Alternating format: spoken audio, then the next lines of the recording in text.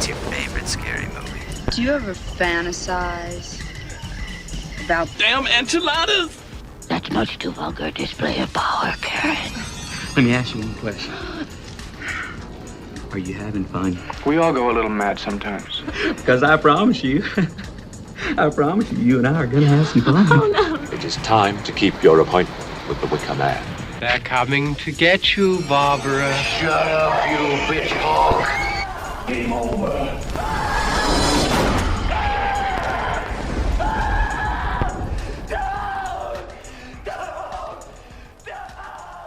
Before we get into part 2, the rest of our top 10s, probably it's not even top 10s really, top list of horrors from 2024. Mate, so you're letting on that this is the second part of the recording? Yes, because I wanted to make this 2 I episodes. wore the same fucking t-shirt. I know. I made I sure I wore the same appreciate shirt. it. Well, I wore the same beanie. I just didn't wear this.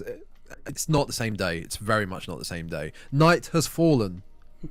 'Twas a new night on the day of thus recording.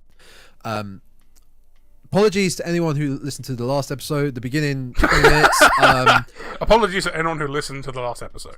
Just leave it at that. To be fair, if you did listen to, thank you. But the beginning, the computer melted, basically. Everything melted, and we managed to fix it about half hour. So the audio was pretty rough. So apologies. Also, need to get in before we get back into the list. Welcome back to the Dreadcast. My name is Tom. And again, this is Nick, new to the show.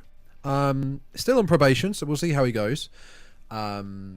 But I can't do it by myself, so I need someone. So I've got dirt on him, so I can always make sure I'm here. Gotcha, bitch. But yes, thank you everyone for checking this out again. Episode 102, plenty more to go. We have 2 films under coming up. What were the picks again for 2 films under? 80s and Evil in the title. Yeah, you said devil, didn't you? Because I was thinking Evil Devil, but D. If it becomes that hard, fine, we'll use devil in the title. Sure, we can find evil shit films. Even if it was devil or evil, a B movie from the 80s with Evil 1 in the title, there'll be hundreds. I want Evil Devil. I want a fucking Evil film Devil. called The Evil Devil, as opposed to all the nice devils. You get Evil Devil, I'll get Devil Evil. Oh, perfect. If we got... Is it the 2000s? It's like Volcano and Dante's Inferno. They actually made Evil Devil and Devil Evil at the same time. Well, if we got it in the 2000s, you could use the film Devil. It's about the killer elevator, right? It's actually not a bad film. It's then we M. can't Night use it. Shyamalan. We can't use it then. I know, but yeah, it's a very well made film, which I feel B movies need to look shit. Yeah. Devil's too good. Yeah, well, that's... It's not a great film, but it's not too possible. good. It's too good for that list. As per always, you can find this episode and all past content, all past episodes on Spotify, Apple, Samsung. I always struggle to list this out. iHeartRadio, Podbean, every major audio streaming service, and YouTube. Just search Dreadcast. We're the only one out there. You'll find it. And not that the mailbox really gets much use, but send in mail, trivia, ask who this person is. Just send a electronic mail in to ask who this stranger is to the thedreadcastpodcast@gmail.com. This is all the stuff I forgot to do last time because I was faffing about with the technology and stuff. And we spent over an hour. I got a bit flustered and we just got straight into it. The horror films, talking about them. So just having this chair high up, I feel a bit more like I'm in a lounger. Yes. Nice and relaxed. Yes. Quite. So we finished at number 9. So we are now onto our joint 8. I think it's a joint 8. Joint. Because your number 9 was my number 8. Your number 9 Oh, was yes, Alien we're Romulus. on number 8, Okay. but your number 8 we don't need to talk about because it was Alien Romulus, which is what we did. My number 8, though, on the other hand, is one of 2 Spider films that came out last year. There may have been more. I only caught that there were 2. One called Sting, and one called Infested. This I didn't realise was a French film. And there's something about European and UK horrors I find feel way more like real. I just want to say real, more grounded in reality rather than if it was American. I mean, was it called Infested or like L'Infestation? I don't know actually. Le Spadeur. We want to... See, now you've asked me to look for something. We're either going to have to pad this out with meaningless talk like I'm doing right or now, just do random or I'm French going to have to voices. cut it. Do some random French voices to get us really like Popular. booted off of YouTube and Infested. Come and see my movie. My children need wine. Hey, that's for the Treehouse of Horror episode where we take the piss. Infested. I've looking for the film. Haven't found it yet. There it is on Wikipedia. For A? B? C? Its original French title, Vermins. But spiders aren't vermin. Vermin's faulty. Vermins. Vermin are like specifically things like rats and squirrels. Something that actually counts as. I'm pretty sure squirrels are vermin. Yeah, I know what you mean. but Yeah. Spiders aren't vermin. They're arachnids. They're not classed as vermin. Crazy French people. The original French title was Vermins. Vermines. Vermins. Or Vermine? Vermines? I don't know. You see, now I'm thinking that's like maybe a place name or something. Either way, it's about spiders. Okay, cool. It's a bloody spider film. Oh no, Tech's freaking out again. Go away. So I haven't seen Infested. That's fine. It's a very, I want to say, straightforward spider infestation film with hints of wreck. Not in the zombie style, paranormal possession style, but being trapped isolated in an apartment building, being quarantined in an apartment building because of this infestation. It starts off strong. Is it French language? Yes. I'm just checking it. Yes. If you let me get to it. I'm sorry. Probation. That's one. You only get two Is more. it dubbed or is it subbed? Look, William Regal's here. He's always turned it up. It is subbed. Well, I think I watched it on Prime, so I think there's an option. No, there might be an option for dubbed. I'm not sure. I just watched it. It starts off strong for like the first 5 minutes, good setup, but then it takes a long time to get going. It takes about 30 minutes before the infestation really gets going. Yeah. And I was getting to a point of I don't know if I can be bothered anymore. Am I going to carry on watching this? I don't normally do that, but I was like, I don't know if this is worth it. And it is worth it in the end. It's quite raw. It's not so much gory, but it's... If you're not a fan of spiders, I don't mind them. But it's hard to describe. How do the spiders look? I would say I'm not the biggest spiderologist, if you will. What I mean is, do they look CGI or do they look like they've made both. spider models? Okay, mixture. Both. Cool. Real as well. Real actual live spiders. To begin with. That's pretty until there's about 100,000 of them. Yeah. A few too many. Yeah. But some of them towards the end are obviously CGI because they're about the size of a tyre. Yeah, okay. The thing with spider horror films, they don't scare me. I don't mind a spider in the house, but I can imagine an infestation in the house is quite creepy. See, it's going to struggle to beat arachnophobia when I'm thinking of a spider horror film. Even though it's a horror comedy, it's the same with Eight-Legged glorious. Freaks. Eight-Legged Freaks, I think it needs to be done as a horror comedy. Eight-Legged Freaks is way more comedy than horror for me. Yeah, Eight-Legged Freaks. fair, yeah, whereas yeah. arachnophobia, they're actually going for the horror setting with the comedy, whereas Eight-Legged Freaks feels like it was a solid comedy with a bit of horror thrown in. Was that arachnophobia Jeff Daniels? Someone else. I'm not sure. Mostly I remember John Candy. Oh. No, not John Candy, John Goodman. Sorry, John Goodman rocks up as Yeah. an exterminator. But the whole idea being that they managed to accidentally bring this spider from elsewhere into the country as part of the archaeological dig or something. I mean, that's pretty much how it begins. Okay. A young guy in suburbs of France has a collection of like exotic insects and small animals like frogs, lizards, and whatnot. And he goes to get this very rare spider from this dodgy salesman. Pays like 100,000 euros for it. It goes missing in the apartment building, and it's one that was captured at the beginning from like it looks like the Middle East. Yeah. It's a very dangerous spider, and it lays eggs, and boom, more starts to spread through the apartment building. And that's where we get the wreck feeling of the police quarantine them. It's only the people left in the building trying to survive. I mean, you know how much I love Wreck. I mean, it's not. No, I'm just saying. I rewatched Wreck. I think 3 nights ago. Oh, it's incredible. I was showing it to somebody for the first time. And It's my top 5. I love watching it. Yeah, and because I keep forgetting little bits about it because I don't watch it all the time because you have to sit and properly concentrate because it's subtitled, so you can't just. it's fast. drift. The Spanish language because it's There we go. fast as well. So I watched it again. I love just being reminded of little things you kind of forgot, or stuff that I thought happened that actually takes place in Rec 2 because it's the timelines merge. Did you see Wreck 3 and 4? Rec 3, I haven't seen 4 prequel. because I thought 3 was so bad. The prequel. Yeah, 1 is great and 2 is a really good sequel. I watched 3 and I didn't like it to the point where I haven't seen 4. I'm exactly the same. All I know about 4 is that it's not POV. It's set on a ship with Angela. Okay. So I'm intrigued, but I have no reason to rush to watch taking away from the whole kind of found footage genre for the 4th one. Exactly. Oh. Yeah. But back to Infested. Well, we could talk about Rec. I mean, it was.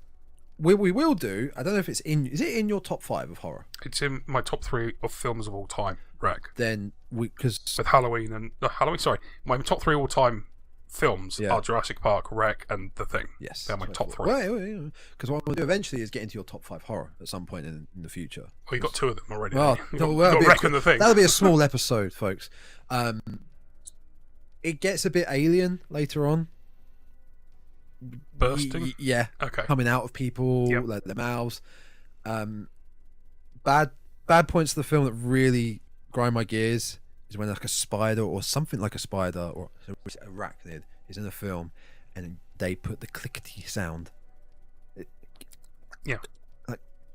wouldn't make that sound. Could be the feet. Even for the small spiders. Oh, okay. You've got.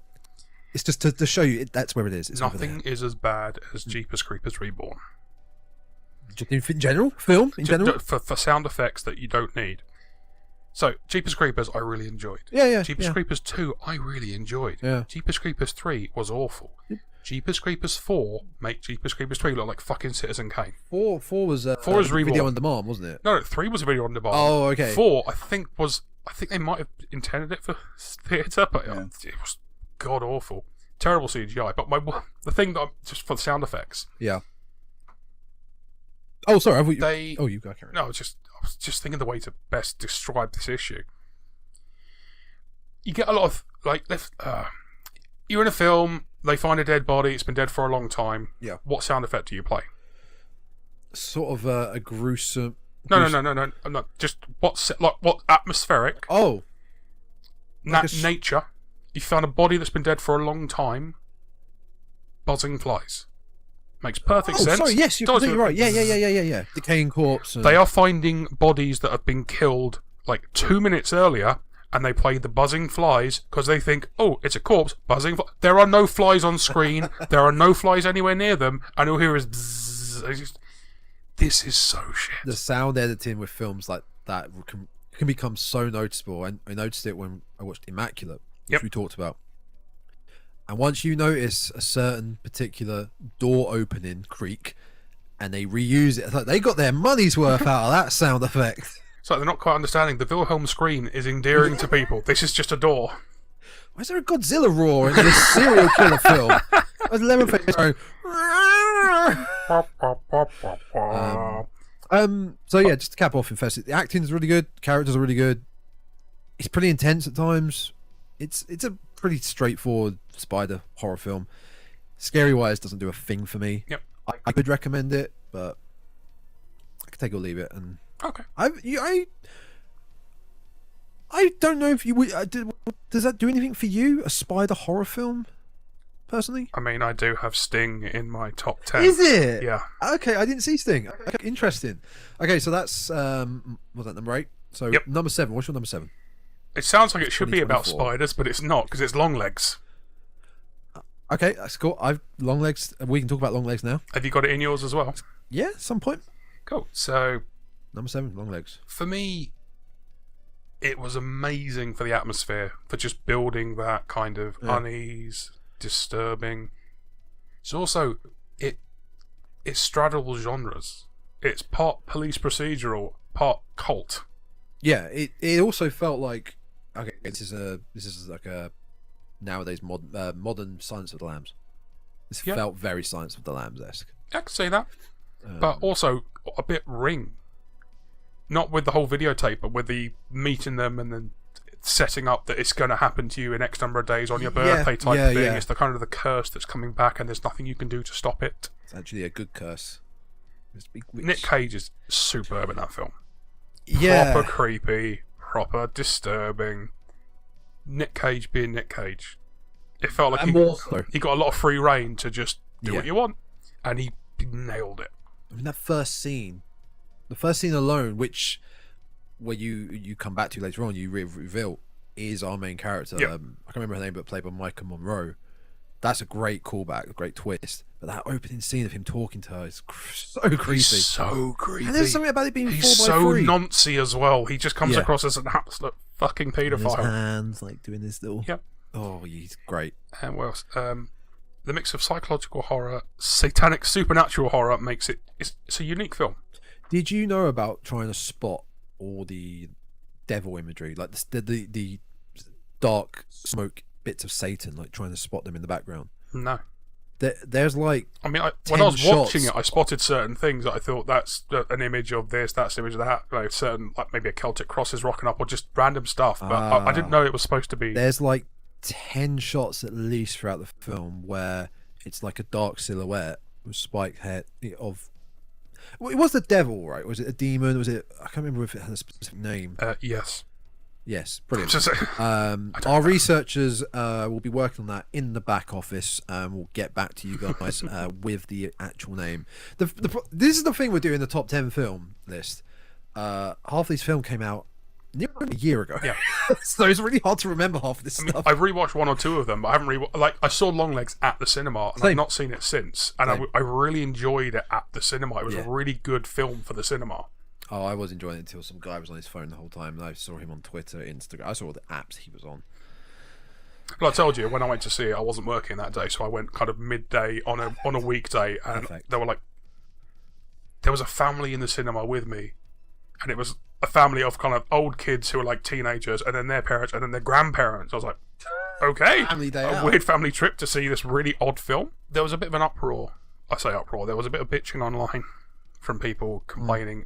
Nick Cage is louder. Nick Cage is kind of the character he's playing is like anti-trans, Oh, based yeah. entirely on the fact that he's dressed in a dress a lot of the time. But no, just it seems like just people looking for something to be offended by. And if you want to look for something to be offended by in this film about Satanists, I think there's easier things you can go for. I'd be offended at the fact that they killed Nick Cage off 2/3 of the way in. But because I knew he was in the film and I knew he was going to be like the star kind of baddie, I was proper shocked when he died. When he kills same, himself. Like, same. what the and then the movie carried on. It's like, oh, okay. The curse wasn't broken by him dying, which was interesting. Yeah.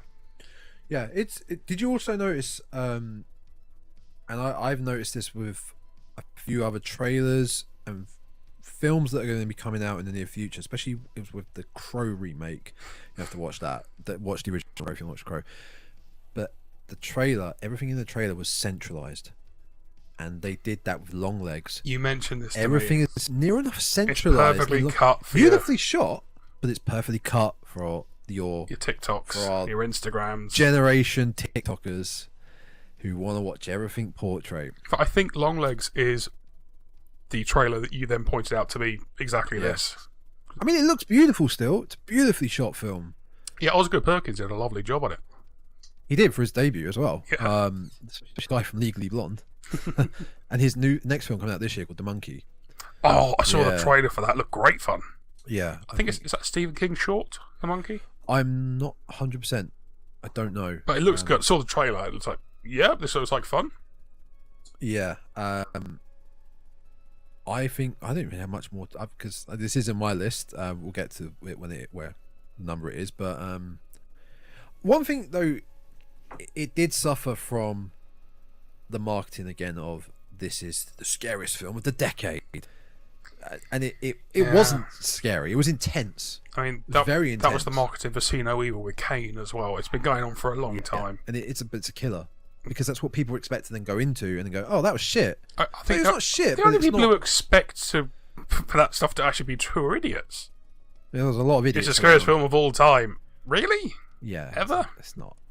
That's a complete subjective term. Yeah. It's one of my pet peeves with horror, that marketing, especially when they say like, "Oh, the decade." I mean, we're 4 years into this decade, but it I see. I saw when I went to see Nosferatu on New Year's Day. There was a trailer for something. I can't remember what the trailer was, but to me, the film looked shit.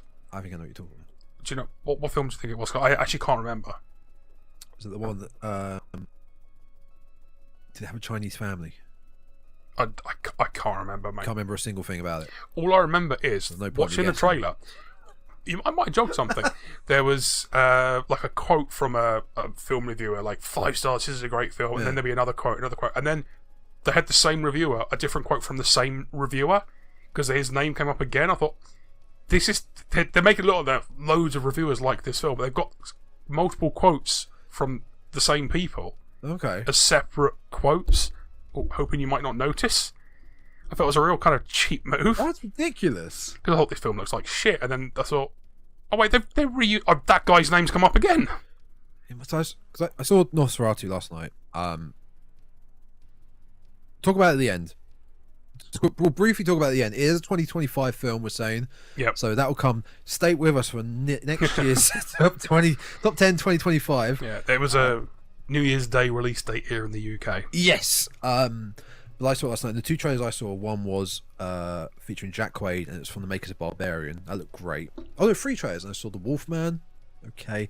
The other trailer, which I don't know if it's one you're talking about, it's a film I've seen promoted for a while, but it's about the POV of the demon possessing this family, like haunting this family. So the POV is of said demon. Oh, I know the one you mean. I think it's a Soderbergh film, and a lot of the trailer stuff is showing like in their house. Yeah, fucking around with their house. The first trailer I saw for that film, it looked like it was an empty room, and they were focusing on it. And then after about 20 seconds, you realise there's a woman on the bed crying, but she's just very still, and she's got loads of clothes around her. I think that was it. Yeah. See, that looked interesting. It is an interesting concept. Not really been done before, well, not to my knowledge, anyway. Yeah. But no, that's not the one I meant. No. Okay. There was something else that looks like trash. Yeah. Long Legs. I think it was great. I don't think it was amazing, but it was great. It was well worth a watch. Well worth a big recommendation. And it's a very interesting film. It is. Interesting is a great word for it. Yeah. It's unique. The whole set. I mean, police procedural with the kind of forensic idea, but also with the kind of satanic cult and the curse. You're thinking, this is mishmashing a lot of things, but it's working. And there's a great cast with Michael Monroe from It Follows, Nick Cage, and Blair Underwood, her boss, the cop, who's really good.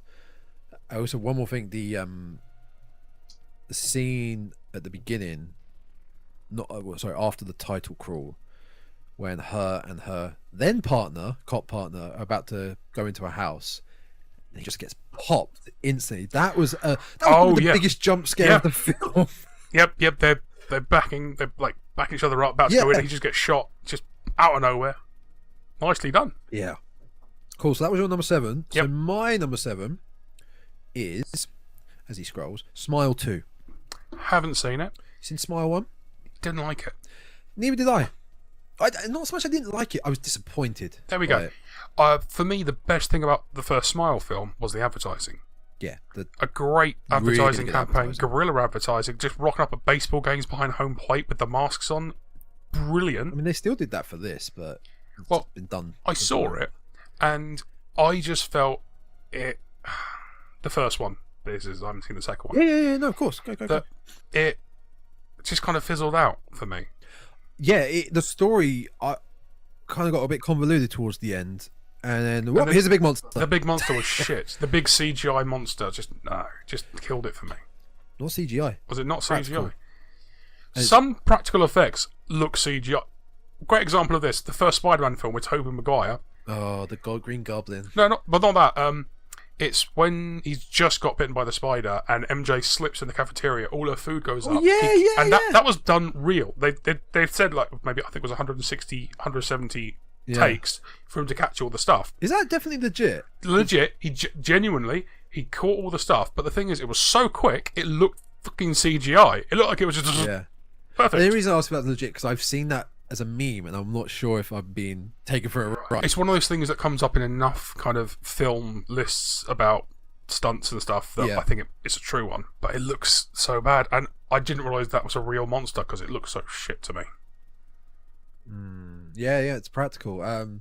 Smile 2 is more of the same pretty much. But the best part is Naomi Scott, who's the main lead actress. Mm-hmm. She's fucking incredible, and it's the sort of case of I want to see her in another horror film, not this. Is Smile 2 rule. better than Smile? Yeah. Yeah. I would say it's better than Smile 1, Okay. but the thing is, I do not like the curse plot because it's a curse that cannot be fought, beaten, tricked, solved. It's a simple curse. If you're screwed. Yeah. It's not like It Follows or Ringu, where There are ways you can there break are it, ways yeah. around it, and it's like, what's the point? What's the point? Opening scene is great with it's called Carl Gallner. I can never pronounce his name properly. It's one shot takes about 5 minutes long. She's a musician. She's a singer, right? He is Carl Gallner, but yeah, Naomi Scott plays the singer. Yeah, That's what I meant. Yeah, I think yeah. She's a singer. She's really good at the performance, being the singer, the performer, recovering drug addict, which is a kind of trope of like, oh, we're not going to believe her. Is she on the drugs again? And Yeah. she's just being crazy, seeing these people. No, she's on it again. She's relapsed. It's like, no, she hasn't. She's seeing these people smiling. See, I actually think that's a pretty good, scary thing of people not believing you because of issues with your past. Yeah, but I feel like it has been done. Oh, it has been done Yeah. elsewhere, of course, yeah, but I think that's a pretty good, especially in Smile, after the first film, let's just have a character who no one's going to believe. See, I might give Smile 2 a go. If you say it's better than Smile 1, Yeah. because Smile 1 was a great viral marketing campaign that unfortunately had a movie attached to it. I didn't think the lead in the Smile one was that great either. No. Naomi Scott is very memorable in this film. And if you watch it, you'll know what I mean by saying she's okay. She's great in this film, but she'd be better in another horror film. I get what you mean. She's really good. We got the I was gonna. If you do watch it, I don't want to say too much more. You're not going to stop me watching it by knowing spoilers. Okay, Because, so the practical monster is back. Practical effects monster is okay, back. is it the same Yeah. monster? Yeah, but how? I'm not going to say how it comes about, Okay. comes to fruition on the screen.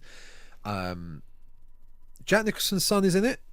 Oh, okay. You will know Jack Nicholson's son Has he got is on the screen. creepy smile? Yes. There we go.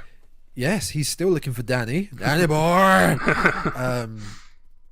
Yeah, there's not much more to say about it. It's more of the same. Okay. Just with a better lead actress who should be in a better horror film, in my opinion. I think a lot of people will have this higher up, but for me, it didn't do much more.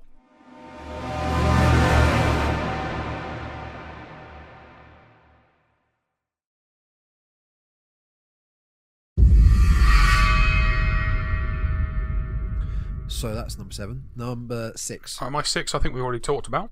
which was In a Violent Nature. we did. Yeah. We talked about it on the last episode, and we've also myself, that two people. Me, myself, and I. Me and Aidan talked about it for about 20 minutes, and you Yeah. can find it up there. Go check it out. So my number 6 was Azrael Haven't seen it. with Samara It's Weaving. popped up, and I've seen the trailers for it on Shudder and stuff. Very good. Very, very simple again. 99% silent. It's like post-apocalyptic stuff, yeah? Yeah, the rapture has happened. Sorry, 99% silent. As in script. Like there's no There's no talking. dialogue? There's no dialogue apart from Whoa. one character. Yeah. And it works. Okay. It works. That's immediately drawn me in. That is intriguing. It works. Yeah, so there's So it's just kind of the Foley effects, the sound, what they're doing out, like walking around and yeah, stuff. there's But not even really any screaming because of the way the world has gone. I can't remember for the life of me if it's a case of the people who have committed themselves to not speaking, or it's a case of they've learned to not speak because of what's out there. it like 'Cause draws there's in the demons or something. There's an evil out there, Attracted to the speaking. and I believe they're blind. Oh, so the things that are trying to They kill them are smell- blind. From what I gathered, there's no dialogue in this film. Yeah, they don't explain what's going on. You've got to work it out by what watching I it. gathered, and I didn't go straight to Wikipedia after this. I was trying to work it out myself. What I gathered, these demons, beasts, thrive on the smell of blood. Okay. It really reminded me of Descent, the Descent, I love Descent. because they're blind. Yeah. The monsters in there, and But I love Descent. It's like, great. It's a wonderful claustrophobic caving movie by getting stuck in the cave. See, shit, those monsters! with the camera pans left, right, and left. Oh, there they are. Yeah, it's a tight 90 minutes, which is great. Good pacing. Samara Weaving's great. She's a great horror actress. And yeah, like I said, there's one character that has dialogue, and it's for about 5 minutes. Okay. And not even that, 3 minutes, I'd say, and then that's it. That really does sound intriguing. A lot of action. Set in the woods, so it's not really a big like. It doesn't go from set to set to set. It's quite enclosed. The beasts are pretty cool. Pretty cool looking for what you see of them. It's pretty gory. It's pretty violent. It's a pretty straightforward take on like post-apocalyptic, end of the world cult-like scenario. It also kind of has. Is the First Omen coming up in your? It is. It's got a bit of the First Omen plot to it. Birthing the Antichrist. Okay. So it's been a few of those this year, then. Yeah. It cropped up on my sort of radar a while ago, all because of the red and black poster, and the red and black horror poster always normally wins. It's always normally a good shout. Darkness and Blood. Eh? Darkness and Blood. Well, it just, I mean, I don't know if you've seen that. It's been quite a meme for a while, but like if a horror poster's red and black, normally it's pretty good. I don't know what it is, but like Barbarian, the red and black poster. I mean, when Evil X was red and black, this was red and black. First Omen is red and black. So yeah, so I had hopes. But yeah, for a film with no scripted word, no dialogue, it works. Cool. You're not really left going, checking the clock, this is boring. Don't know what's going on. No idea who these people are. You don't need to know who these people are. You can piece it together. Yeah. But yeah, Azrael. I advise you check that out. I think you'd like that. I think I will. It's on Shudder. Yeah, I've seen it on Shudder. Yeah, I just haven't on Shudder. watched it yet. That's 6. God, we're flying through. My number 5, I feel certain is going to be in your top 10 somewhere because it wasn't one of your wasn't an honourable mention. Terrifier 3. Number 5. Interesting. Yes, it is in there. It's coming up. So, Terrifier was great. Terrifier 2. Indie film. Terrifier Crew. As I said to you at the time, we watched it together. Went to the theatre in. We did go to the theatre. We did. Prince Charles Theatre. That's why I said theatre, because it's called the Prince Charles Theatre. My God, that experience. Yeah. Oh my word. There were some very annoying. They were high. Guests in the cinema. They were high as shit. Wouldn't shut the fuck up. Wouldn't get off their phones. But my problem with the film Terrifier 2 was, as I said to you, it needed a script editor to come in and just shave bits off of that film. Half hour at least. Because it was too long, it dragged in places, and there were certain scenes it didn't need to drag. Yeah. I'm not talking about the killing. I'm not talking about, the bedroom scene.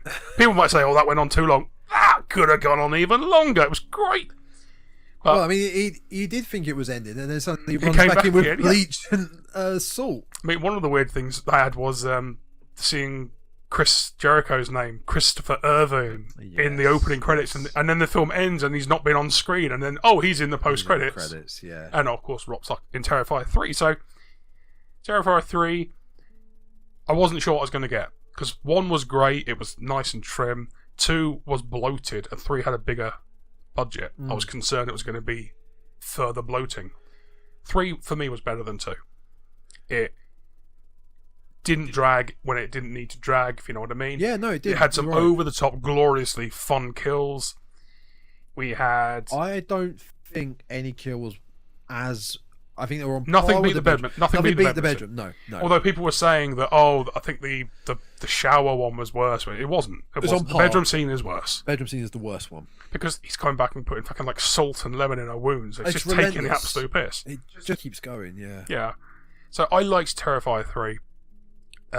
David Howard Thornton is glorious as Art the Clown. He's having so much fun. But just being a mime like that, over the top clown. I mean, the bar scene is the perfect example for that. Oh, he's walking past fun. and then rushes back because he sees Santa. He sees Santa. But what else do I write about this? It flies by. Amazing practical effects. A fun setting by having it at Christmas time. One of my issues with 2 and 3 is the guy playing the kid brother is a fucking awful actor. He's not great. No, He's not great is far too polite. He is Sorry. awful.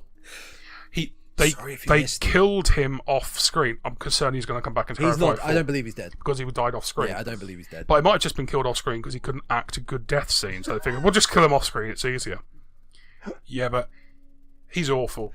What's her name playing the main girl? Lauren Lavera playing Sienna. Wonderful. She's really fantastic. good. She's a solid new final girl, which we've needed for so long. Yeah. But I really enjoyed the film. The Tom Savini rocking up was wonderful.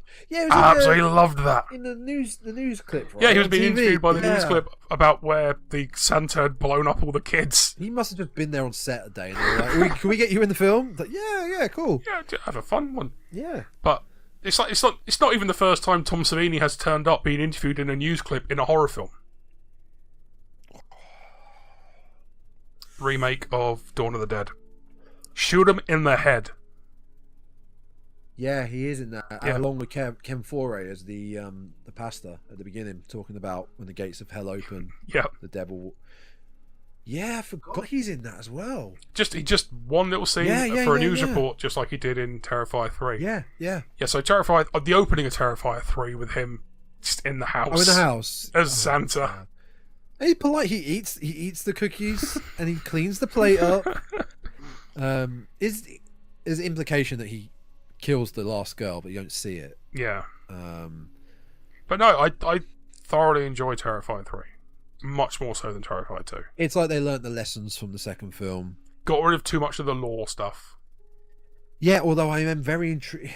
I'm intrigued, but I'm also worried. But he says he has it down how he wants to end it. So it's, even if it ends in a way fans aren't happy with, at least like he's not making it up now as he goes. He's going to stick to his vision. Yeah. He's got a start and an end. I always go back to Lost. Lost is the example. I always go back to with writers that have no idea where this is going to go. He knows where this is going to go. I feel that's what the Prison Break did as well.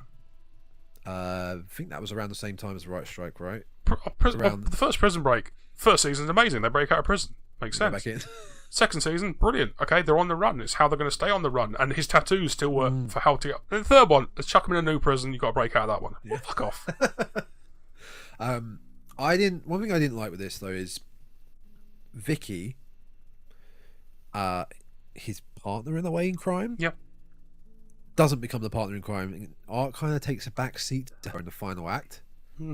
Like, she really steps it up and becomes the main antagonist. But then she's the one they get rid of and Art isn't. So Yeah, which I'm glad. But I mean, I love him getting on a bus at the end. Oh, yeah. We didn't get any pale girl in this film, right? Was Vicky not the pale girl? See, this is where the lore can to me it gets a bit messy. Like with 2, the lore and mythology. Like, there's still so much we don't know.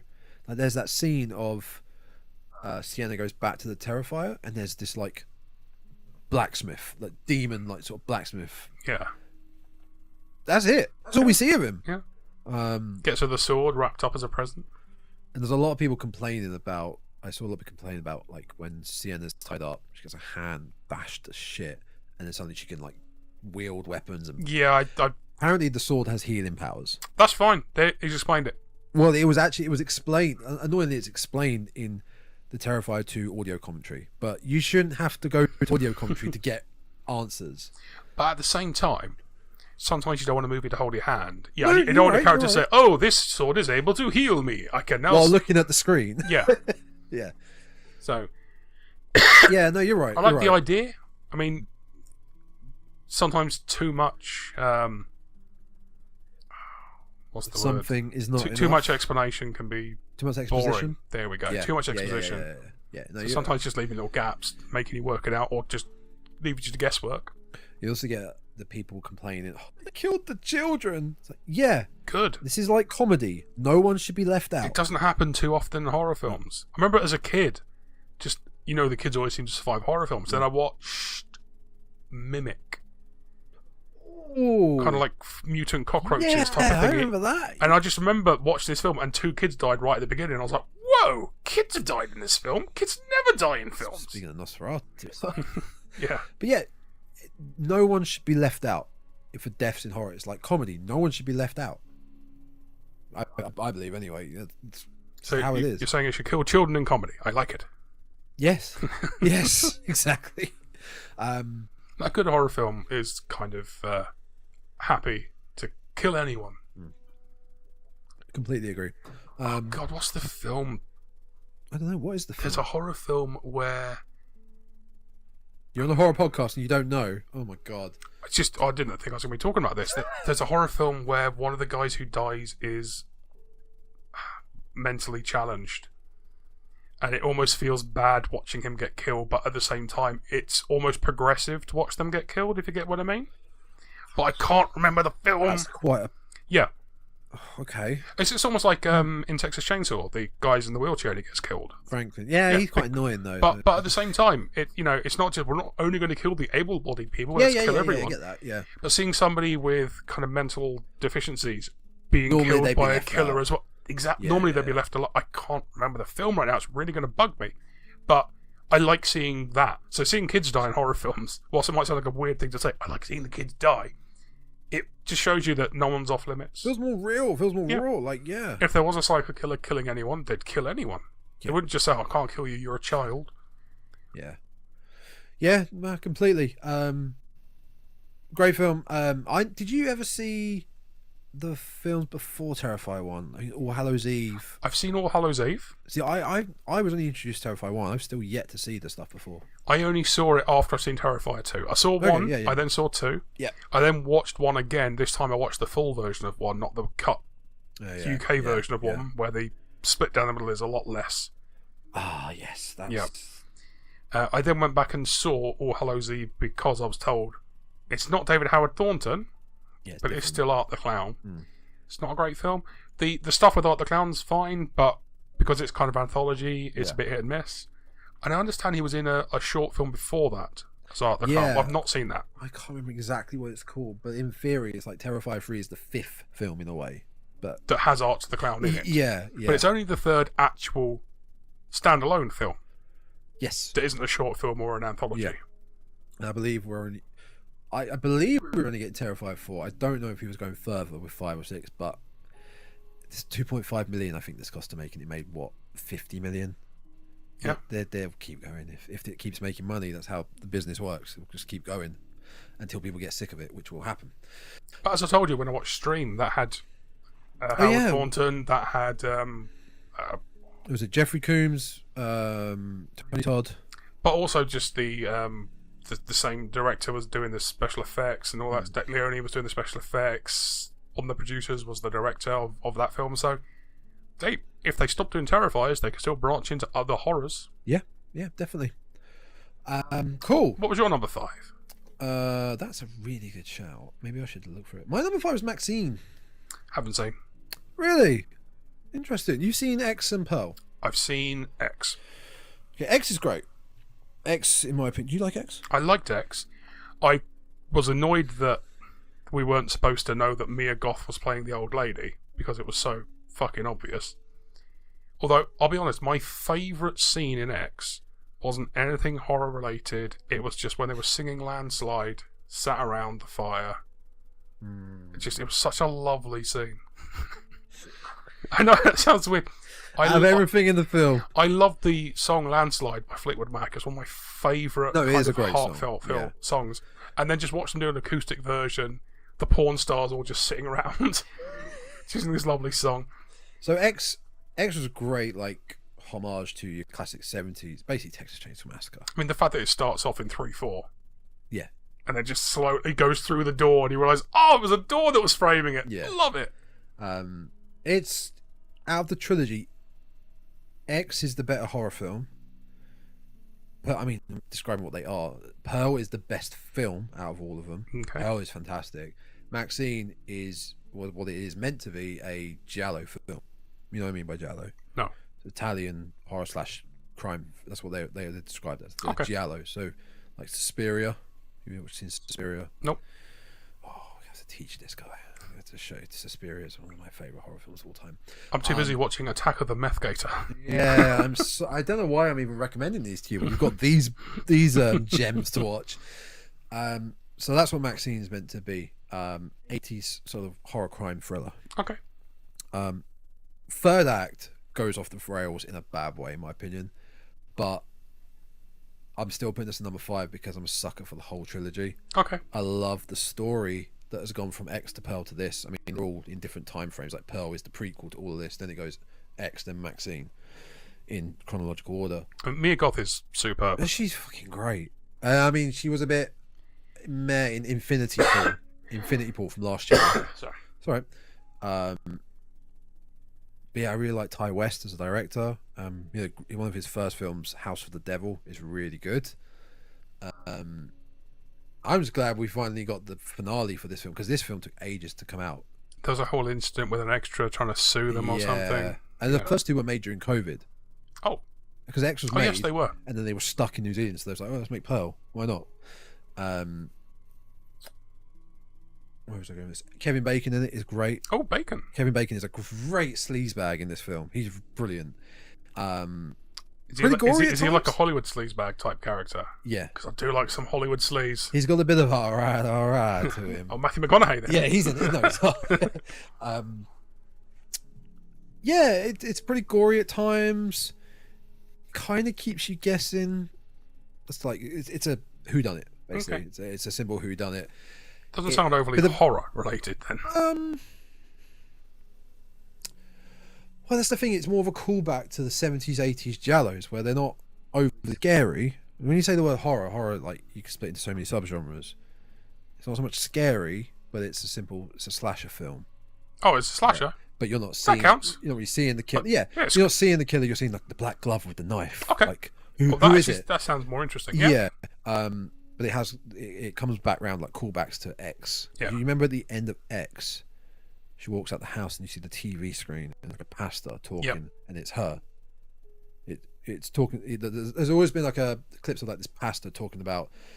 I don't know if he's talking about porn and like the industry and what it's doing to our children. It's kind of standard Southern States over the top TV pastor. At the end of X, you see that it's her. Oh, okay. It's her that's been like missing. It's the pastor's daughter. The story comes around to that basically. Okay. So it's very interesting in that way. But I will happily admit it does shit the bed a bit in the final 20 minutes or so. Okay. It should probably be lower, but I'm just a sucker. I've wanted this film for so long. And everything about it in general, it has very big Once Upon a Time in Hollywood vibes because of the era it's set in. So I'm a big fan of that vibe. So that's why it's not my number 5.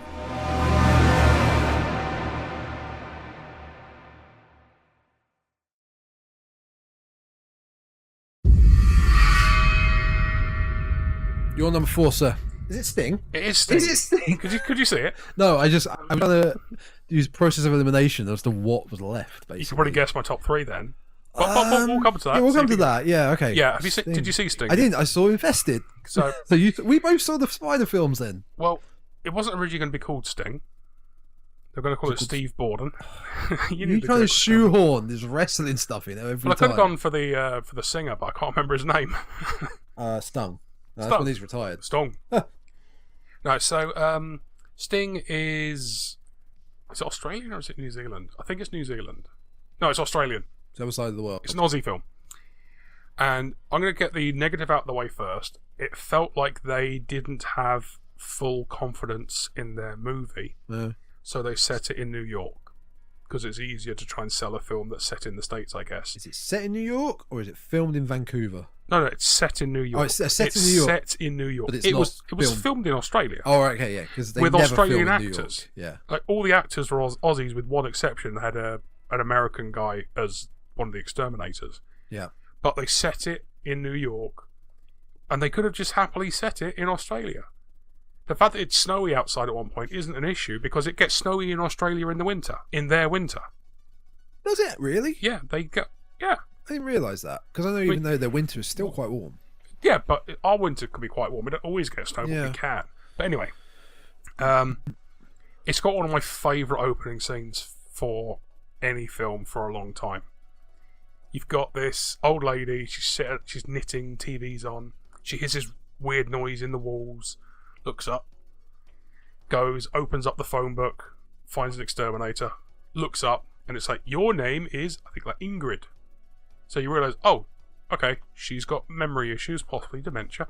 She calls up, it's like, hello. She's got a German accent for whatever reason. It's like, Okay. I'm like, oh, hello. I'm hearing noises in the walls. Okay, I can come over. What's your name? And so you look, my name is Ingrid. Okay, and what's your address? And her address is written up there as well. I live at number blah blah blah blah blah. And then the exterminator rocks up. It's this American guy, and he looks and he sees there's another exterminator's van parked outside. He's like, what? Damn, she called two of us. It's heavy snow. He buzzes. She lets him in. He goes up. He starts looking for the spider or whatever it is. It's a spider, but he's looking for where the noise is coming from. She just sits down, goes back to watch TV, lets him get on with it. He goes into another room. There's a grate is off the wall. There's the other exterminator's hat is there with a bit of blood on it. He's like, what the hell's going on? And then he gets attacked by something and dragged away, kind of screaming. She sits there, kind of looks over, it's like, shh. And then gets back to her knitting in the TV. Hears the noise in the wall again. Gets up and goes and calls another exterminator. She's already forgotten she called one already. And then it's like 3 days earlier and it goes back and the film starts. But I found it a really fun kind of little twist. Is it a comedy horror? Yeah. Okay. It's more horror than comedy, but it has some decent comedy moments. It's definitely more horror. We're talking big spiders. We're talking a giant spider. Right. A singular giant spider. Many. One giant spider comes down from space or something, I don't know, flies through the window, lands in a dollhouse. Little girl from downstairs, I say little girl, like 12, 13, whatever. Yeah, She's, little girl. Yeah, her nan, I think it is, owns the apartment building. She's a bitch. So this girl's gone through the vents and goes up to Nan's house looking for something to nick. Yeah. She finds the spider, puts it in a little like pot, goes back down to her room, and the spider starts to eat stuff. She finds it like little insects, puts it in, the spider eats it, starts to grow. She takes the spider upstairs to this guy who's a scientist who's trying to find... Scientician, if you will. Pretty much, yeah. And he says, oh, I'll study your spider for you type of thing. And then it gets really big and it breaks out and it starts attacking people. And they're all kind of stuck in the apartment building because it's snowing too heavily. And then the spider starts trapping them in webs and stuff. And okay. It's fun. Yeah. It's a fun film. Goes at a quick pace. Looks good. The CGI, obviously. Yeah. Practical effects. Yeah, very much. A lot CGI. Yeah.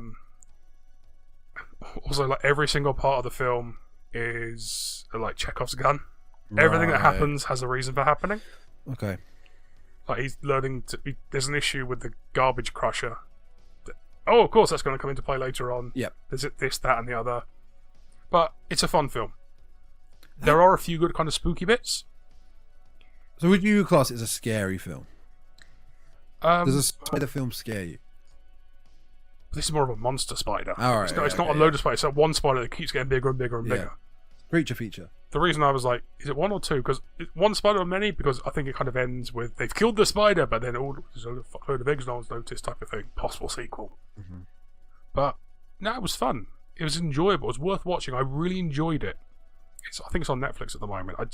I really enjoyed watching it. Fairly certain that was another one that came out early on in the year, I think. I only watched it like December. Whereas I only watched Infested about a week ago. Yeah. So, yeah.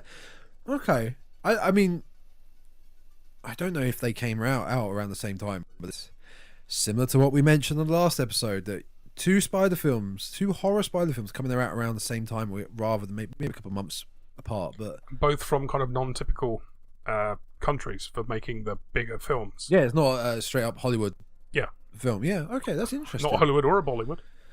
Or a Bollywood, no. Or a Euro Bollywood. Or a Dollywood film, yeah. For that fact. So that's your number 4. Yeah. Interesting. I really enjoyed it. That was above Terrifier, that was above Longlegs, that was above, what else? Romulus, yeah, okay, interesting, cool. Like I said, it was really enjoyable. That's a great way of defining it. My number 4 was Longlegs. Oh, fair enough. We've already discussed that. So, yes, we don't need to talk about that anymore. And we've also done an episode on Longlegs, so go check that out over there as well. Number 3 then. We are on top 3? Yeah. I lost track of top 3. Are we top 3? 1, 2, 3. Yes, we are. Carry on. What you got? Oh, hang on. 1, 2. Okay, I know what 2 of your top 3 are. Okay, what are they? Okay, in no order. Yeah. two films in your top 3 will be The First Omen and The Substance. And I know there are definitely 2 films in your top 3 as They well. are. So it's all about the other one. What else have we talked about? I've definitely talked to you about. I told you about this film, my other one, but that's number 2. Number 3, we'll come into it. Yeah, what's number 3? It's The First Omen. Same. Really, Perfect. really enjoyed that film. That came out a year ago. Yep. It got better. Yeah, it was one of those films that picked up as it went, but I really enjoyed it. Yeah, I love anything that's got Ralph Ineson in it. He's so good. he's bloody good rep. He's old Finchy. Bloody good rep. He's got an amazing voice. Yeah. I can't do it. I tried. You can't do his voice, but he's No. so good. Yeah. Whatever he's in, like rocking up in Chernobyl, there's a Soviet army guy, or Nosferatu. doing the voice in The Green Knight, I think it was. Oh yeah, is that the one with Dev Patel? Yeah. Yeah. And of course, he rocks up in Nosferatu as well.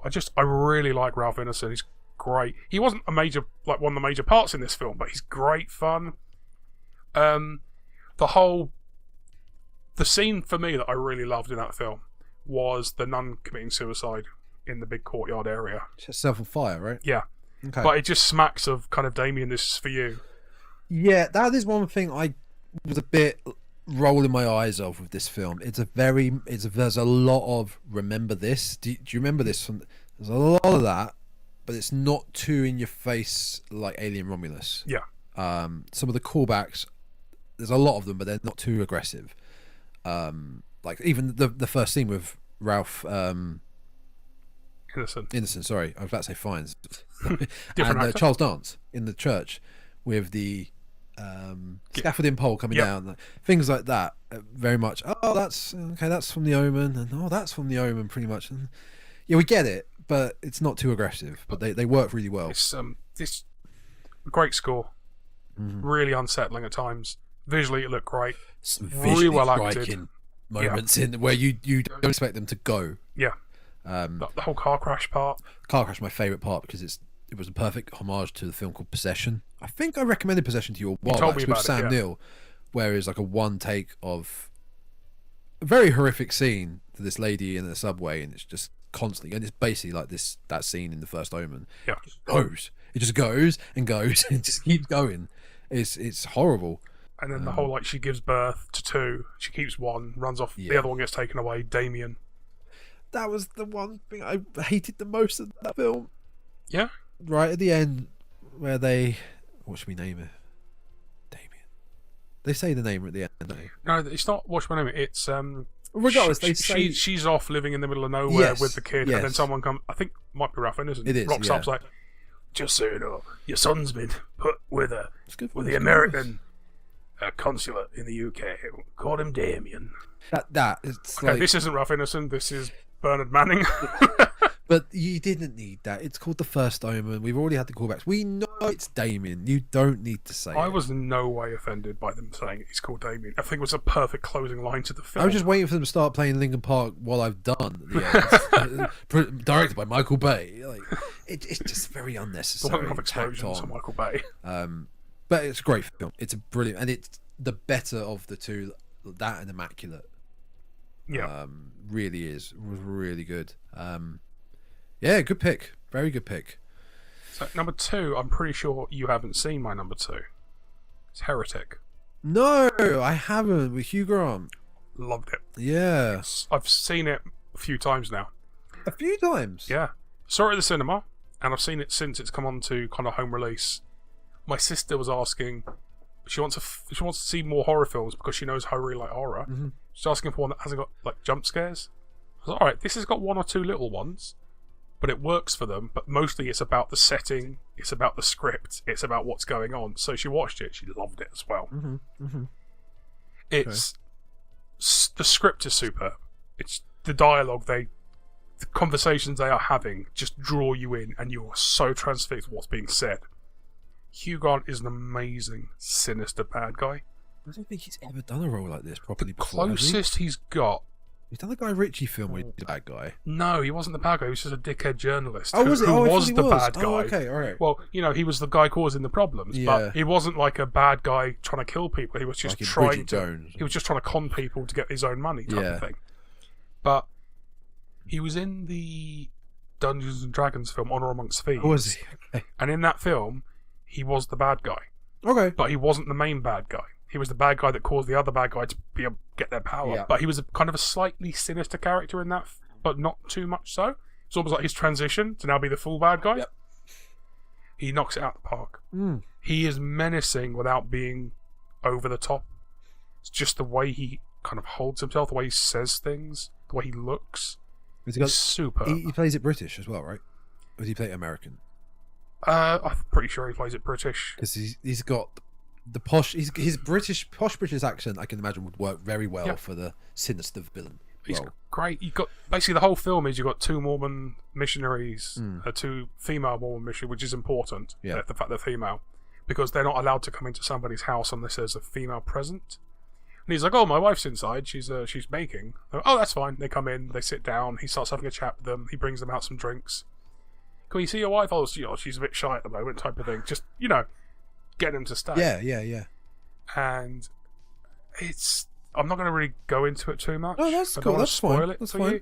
But it is on my touch they list, start so talking yeah. about like Monopoly and the history of the board game Monopoly and how it came about, and Radiohead's song "Creep" being sued for being a rip-off of, I think it was a Everly Brothers song or something. But it's so good. It's so fun. Now, the issue with the film is the ending. The problem is the film had painted itself into a corner at this point. Right. The film has to end, and whatever they do is going to be unsatisfactory. Well, they're a bit like, we've got to wrap this up. No, they could have gone on for longer, but it's just you have to finish the film at some point. Yeah. And how do you finish this film? What are we going to do with these characters? What's going to happen with them? The decision they went for was fine. I wasn't a massive fan of it. I would have preferred certain characters to remain alive, certain characters to die, type of thing. Okay. But great film, and it's very much a standalone. The thing is, if they'd done it another way, it could have possibly become more of a franchise, and he could have had different religious people coming to his house to try and talk him into joining their religion, and he's doing his own counter thing, trying to talk them out of it. But I think that would have grown. Actually, it would have been a terrible idea, to be honest. So it works as a standalone film without sequels. But at the same time, I want to see more Hugh Grant as a bad guy. I want to see more Hugh Grant as sinister, menacing. From what I've seen of the talk about this film, is that he was really praised for his performance. So I'm sure it will come about. And I think he even said he enjoyed it. Yeah. He's wanted to do something like this for a while. Knocks it out of the park. Both the female leads, I can't remember their names, are very good as well. Well, one of the female leads, again, I can't remember her name. I really like her because she was in Maxine, and she's also in the show Yellow Jackets. I'm gonna find her name On Paramount. On Pirate Bay. Yeah. The Yellow Jackets is okay. It's hit miss. What is her name? Sophie Thatcher. So in your film, she plays Sister Barnes. Yep, and there's another one, Sister Something Else. Yeah, she's a great actress. It was on my to watch list, and I think even though I've done catching up with 2024 for now, I think I'll try and catch it soon. Yeah, it's got some sort of maze plot to it, right? Where they're going through a maze. Not really. That's what they implied in the trailer. The trailer, they're stuck in the house type of thing, but there's some very good camera work and the shots of basically they're going through part of the house, then it kind of changes, and he's got a small model of his house, and then they're in the model, but they're not really. It's just the way it's shown. Right. Okay. So I know from the trailer, it looked like there's a big maze going. Yeah. There isn't really a big maze going on. It's his house. Okay. Fine. It's got a basement. That's cool. But very, very enjoyable. Social number 2. Cool. Well, you know what my number 1 is, because it's going to be your number 1. So what was your number 2? Too Terrified. Oh, of course. Which I've already thought about. Too Terrified 3. It was my number 2. Yep. But this is what happened when me and Aiden did last year, 2023. We both had When Evil Lurks as number 1. So it was kind of like a happy accident that we both came to number 1. It's like we could both talk about our favourite film of the year, which was the same thing, which is obviously The Substance. It is The Substance. Incredible film. So good. Absolutely incredible film. The fact they're re-releasing it in cinemas. It's because it's an award season. Oscar season, yeah. I think Demi Moore is got a great shout for Best Actress. Easily. I mean, the fact that Golden Globe was her first award she's ever won. Really? Major award. You may have won some minor ones. Oh, but yeah, she yeah. said in her speech it's her first one she's ever won. Wow. Yeah. I'm now, even though after 2 films, a big fan of the director, and you can probably see if you're watching the YouTube version. Hello, my eyes keep looking down because I'm trying to find the name of the director that always escapes me. She's French. Coralie Fargeat. Fuck you. Careful with saying this. Fargeat. Fargert. Farger. Or Farger. Gosh, we need to be very. Farger? We need to be very careful saying that. Look, I am your Farger. This is only her second film. Her first film was Revenge. Yep. Which is incredible. I hate to describe it like this, but it's a rape revenge film, much like I Spit on Your Grave, but it's fucking great. I cannot recommend Revenge anymore. I think I told you about it. And did you watch it? Okay. For the people who are listening, not watching, I no, I haven't. No, it's great. It's great, and you should go watch it as well. It's her first film. This is her second film. The Substance is mental. It is, and it would make Brian Usner proud for the body horror aspect. Thinking more kind of Cronenberg as well. Cronenberg, Brian Usner, yeah. I love the fact that it just doesn't give you reams of explanation. It's just kind of, here you go. No. And I love that. I love a contained film. Yep. Like, in theory, this is 3 characters. Dennis Quaid, Quaid's amazing. Margaret Qualley, and Demi Moore. So sleazy. Yeah. Those are our 3 characters, basically. Yep. But I love a contained film. It's not shot. You don't get shots with like wide shots of her in the city. It's all very close-ups. In fact, when she's walking through to get to stuff, it's really close. zoomed in on her. Love contained films like that. But the only time they don't really do a massive zoomed in shot is when it is so much more effective. Like the corridor, walking down the corridor with all her pictures up, and then walking down the same corridor with all the pictures gone. Yeah, the Shining corridor, basically. Yeah, yeah. The camera work is made. The sound design is incredible. I mean, it was even in the trailer. The audio is it's so intense. Yeah, and boom, boom, boom, boom. Because they're going on that whole dance routine. What were they called? Like the Jane Fonda dance workout. Kind of like jazzercise. Yeah. Oh, not jazzercise, but yeah, the kind of. So the score was that kind of music. Yeah. The upbeat, boom, boom, boom. Oh, you call it like house music, maybe. I don't know, whatever the kids call it these days. And not knowing where the substance comes from. No idea. We never see who works for the company that produces the substance. She never pays for it. No, it just... Yeah. She calls up, asks for it. Is there. They don't go ask for credit card numbers, nothing at all. Just rocks up, it's there, get your stuff. It's a very simple premise. I mean, metaphor is the word to describe. Like, but you get that right at the beginning with her Hollywood star. Yeah. Where it's all bright and shiny and starts to get dirty and the crack, and then someone drops a burger or something on it, and that's the film. That is describing the whole film, and I think Demi Moore even wanted this film because of, I mean, it's pretty much what happens to aging Hollywood actors and actresses. Yeah. Mostly actresses. Mostly actresses. The higher ups, the Hollywood elites, will see them get past their prime and then chuck them away. Similar to what this Quaid does with the prawns. Yep. Take the good stuff out, chuck away the not so good stuff. And Quaid is so sleazy. The squelching eating. It's just disgusting. It's horrible. It's so fun. It's such a good film. It's absolutely batshit bonkers. Yeah. The final monster design. Just quite sad. With her face still in the back of it.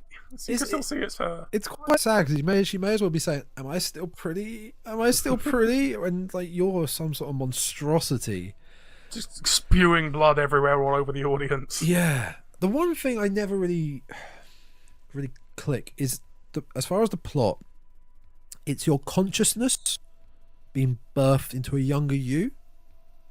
It's you. They're both you. They're both, so your consciousness, you're kind of being you're split out of yourself. Yeah, but you are both of them. But then neither of them want to admit they're the other one. So yeah, they're both their unique characters. Yes, yeah.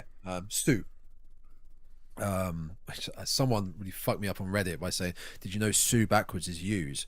And I actually had to. No, it's not. I know. I had to sit there for a minute, going, "Hang on, US. Hang on, I have 3 letters here. U. That's, hang on, that's not you. What was I going to say? I lost train of thought now. Did you have a good cinema experience with it? I didn't see it at the cinema. Oh. No. I saw it at home. Because I had a good home experience with it, though. Oh yeah? Yeah. Did you have people walking out? I wasn't able to leave. Because that was one of the reports going around with this film. Oh, people are walking out hot toward the 2/3 of the way. People are so idiots. Gross. Like, no, they weren't. No, they weren't walking out. People weren't walking out. Not at all. I mean, I can totally believe that people were leaving the Blair Witch Project because they were getting motion sickness. Yeah. But I can't believe someone bored, would go totally. to see The Substance knowing what it was about and think, oh, it's too disgusting, I have to leave. Yeah. I love the fact that the director, Coralie Faja. stated there's no sequel coming. There's no, Good. There shouldn't I be. love that. It's kind of what I love like as well with Eggers. One film, that's it. We're in or out. That's it. We don't need reboots, remasters, remakes, whatever. It's the same with this. Lighthouse Substance, 2, this time it's personal. Boogaloo. Revenge of the Sirens. This is it. The Substance, that's it. We're done. On to the next. Same with Revenge. And yeah, it's great. It's superb. It's unique. Absolutely unique. There's nothing else like that this really year isn't. or for a long time. Yeah, there really isn't. I'm glad this was your number 1 as well. What? Nothing else this year has come close to it. No, there really was. I mean, Demi Moore, superb, no, there really wasn't. heartfelt, and also freaky, wonderful. What's the other one's name? Margaret Qualley. She Margaret is Qualley. Annie McDowell's daughter. Okay. Qualley was, again, superb. And she's a great actress. But it's more the Demi Moore side of the film. She is the lead. Qualley is the supporting. There were some really gross out moments, obviously, but some really subtle gross out moments where she's pulling her teeth out. Yep. Oh, and even the sound design with that is just... I don't know what it is, but It just really gets sad at one point as well. It is when she's sad. got the date, and then she's sitting there, she's dressed herself up ready for the date, and then she just doesn't think she looks good enough, and she just doesn't go on it. yeah, it is sad. It is quite sad at times. I love the design as well. The props of the Substance. It's so simple. Yeah. Bold lettering, the Substance, use now, like throw away, eat now. Yeah. Like, it's great product design. Gross as well when it's like sucking out the spinal fluid or whatever it is. Oh, things like that are way more gross than like blood and guts at times. Just it's so fun. Yeah, can't recommend it more. If you haven't seen The Substance, which if you listen to this, I would assume you have. But if you haven't, you should go watch The Substance. It's our number 1 film of 2024. Yeah, so I'm saying Demi Moore's going to win Best Actress at the Oscars, but I don't think. I mean, it's horror. That's the problem. Sometimes horror gets its due. Sometimes. Kathy Bates. Yeah. Misery. When was that now? Yeah, it takes a long Yeah. time. I mean, if horror's really got their due, Toni Collette would have something by now. Mm-hmm.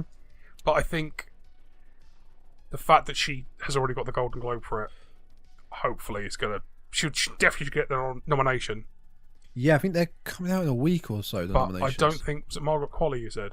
No, she's not nominated. Not even supporting. I don't think she's even nominated for supporting actress. Which is I'm pretty surprise. sure that supporting actress this year for Oscars will be Ariana Grande. Well, you can talk about that in your musical. I'm podcast. just saying. On your musical podcast, sir. Nothing's going to touch that. She was superb. Okay, well, And I'm also saying sound design's going to be Nosferatu. I don't think it's eligible though. Is it? Is it too late? Technically, it was 2024 in the States. Okay, well, I mean, I would love to for it to be there because, like I briefly mentioned earlier, saw it as well. So now we've both seen it. It will come next year. We might even do a review in the future. Maybe watch it again. I'd love to watch it again. Talk about it. It's incredible. It's really, really good. Well, you didn't like it? I think it drags in places. Okay. Visually, it's amazing. It is a full colour film that is black and white for a long parts of it, which I think looks superb. Hermo said. Yeah, Yeah. it goes. I haven't actually listened to Kermo's review on this yet. Oh, he stated that. It Yeah. goes sepia in places as well, Yeah. which I love the look of. I was incredibly impressed with is it Lily Depp Rose? Yeah.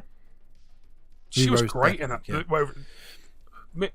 Young Lady Depp was Yes. superb, especially the possession scenes. Yeah. Oh my god. Yeah. Just incredible. Ralph Ineson was in it, so wonderful. Of course. Yeah.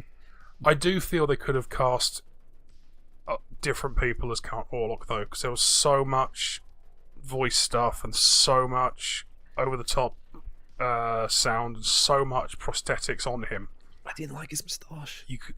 I loved the moustache. I didn't like his moustache. Because he's not a vampire. He's a like a nobleman. Yeah, or he's an earl not. or something. It's a rip of Dracula. I like the. I know. Yeah. Yeah. Well, why they were sued by Yeah. Stoker's It's a complete estate. rip of Dracula. But he's supposed to be like nobility or Yes. royalty, and Yeah. so it's the old style kind of like the big drooping moustache. I was waiting for him to have a monocle as well, just to be over the top. But I thought the moustache made him look not like Dracula. Yeah. Oh, I mean, It's like it took 6 weeks for. Is it not Skarsgård. Nick Nolte? Nicholas Hoult. Oh, Holt. Nicholas It took Hoult. 6 weeks for Holt's character to get from home to Count Orlok's place, and then he seemed to get back pretty damn quickly. Well, he had a river to help him with one part, and then he found a horse. I was very fortunate. Yeah. Out of Eggers, I mean, Eggers still hasn't done a bad film, in my opinion. I still think The Witch is his best film, The Vivitch. Then The Lighthouse, and I'd tie the North. I love The Northman, but the thing is, none of his films to me are bad. Like, I wouldn't even if Nosferatu was I'd put Northman at the bottom of the list, but I wouldn't say it's a bad film. No, it's just that where it goes at the bottom of the list. Yeah. yeah, I get that. That's fine. So yeah, go to Nosferatu as well. Go as a substance. So I think there we go. I think that's good. That's There's a our nice top little 10. I think it came to like top 13 or something. We did 10, and we had honourable mentions that weren't placed in any particular order, and my dishonourable mention of that pile of shit I watched. Yeah, you had one more. The Omen that I hated. The Omen. No, not The Omen. The Tarot. I hated Oh, Tarot. yeah. Tarot was my dishonourable mention. I hated with a Yeah. passion. Awful film. Don't watch it. Don't watch it.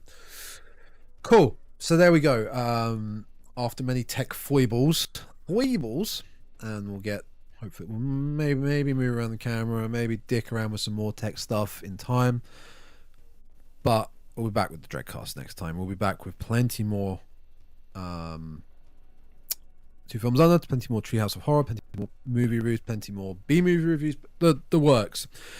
2 Films Under, again, it was 80s and evil in the title. Yeah, that might be next time, or maybe we just take it easy and go straight back into Treehouse of Horror or a film. How far along are you with Treehouse of Horror? We got up to 9 and 10. Normally we do 2 at a time, so we'll do 11 and 12 next time. But also, I don't know. Did you pick a film? I remember I asked you just pick a horror film. I was going to pick one. You were going to just pick any one. horror film, and we'll do that in the upcoming episodes. Yeah. If you want to think about it and come back next time, tempted to do Rec 4 because I haven't seen it yet. We'll do an episode on Rec 4 if you want. We could talk about Rec 4. Or I could just go for The Thing, go for a classic. We've done The one. Thing, I'm afraid. Oh, yeah. damn. Did you do the sequel, reboot, prequel? The prequel? No, we did not do the prequel. It's got Mary Elizabeth Winstead in it. Yes, but it's also not good. It's got the guy who was in Game of Thrones. It's also not good. It's got It's got a lot of CGI there. practical effects. Oh wait, it hasn't got practical effects because they got fucking dumped for CGI. The guys who made the practical effects then made their own film. It was crowdsourced, and I can't remember what it was called. It was set on like a boat, and they were dragging something up, and it was all practical effects. And it was like, this is the film we wanted to make, and they took away all our stuff. And I watched it, and it was fucking shit. What it is? That does ring a bell. It was really disappointing. All right, well, have a thing, and you get back to me, and I will put it in the socials, which is the Dreadcast on Twitter. It's not X. TikTok, which is again the Dreadcast, and on Instagram, the Dreadcast. You'll find it all there. Will be coming up in the month of January, probably February now. Okay. By the time this comes up, maybe one more in January. We'll probably try to get one more in January, I think, and the month of February, March, and so on. So, have you got anything else you want to bring to the table? This was on the table. It's 2 strikes, Nick. See, I think a Maniac Cop. That's one straight. You're back to one. He's back to one. He's back to one. Until next time, folks. Thanks for watching. I never know how to end these.